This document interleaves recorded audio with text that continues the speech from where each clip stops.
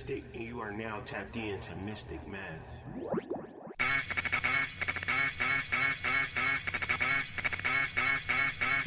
Good morning, Grand Rising family. It's the Mystikk. You're listening to the morning shift on CHUO 89.1 FM.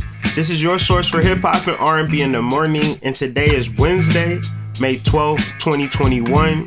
You were just listening to Pontiac, Michigan's own DDG featuring Coi Leray with Impatient. Now, you know what time it is. It is time for Mystikk Math, and this is where we talk about the collective energy readings according to the phases of the moon. So let's get into it. Today, the 12th, we're coming off a fresh new moon which took place yesterday.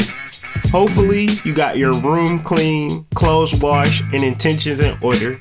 Because if you're anything like me, family, you just hope that once you set your intentions, everything is going to magically take care of itself. However, if you were paying attention last week, we discussed how an intention at its core means to stretch or put effort towards a goal.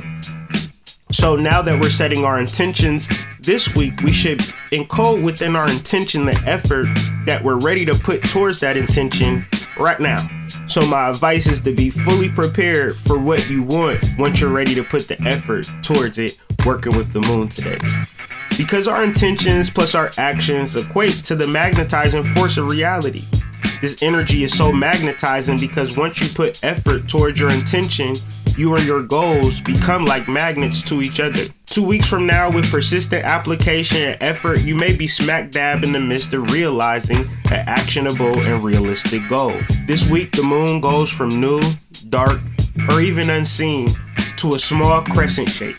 Align your personal action to the observable actions of the moon, just in case you may feel alone in your endeavors, because we here every week chopping up this astrological information to observe the moon as a collective. So hopefully you never feel alone in your journey.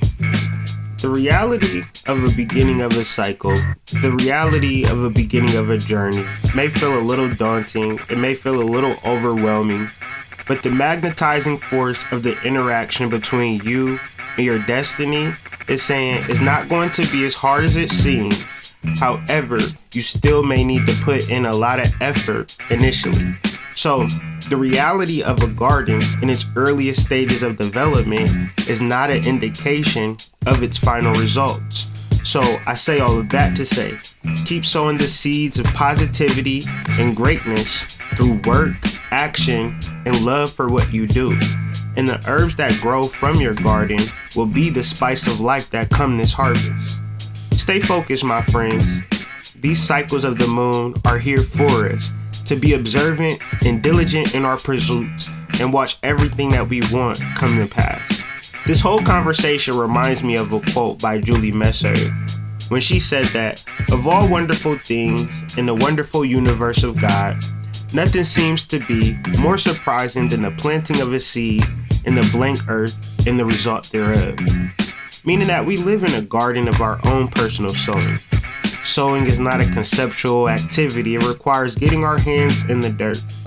So with all of that being said, this is my story and I'm sticking to it. And stay tuned for classic Notorious B.I.G. with Juicy. Find me on Instagram at TheHoodMystikk, where I put the real and sidereal astrology. Give us a shout out on CHUO 89.1 FM on Instagram, or shoot us a text at 613-562-5967. Peace, family.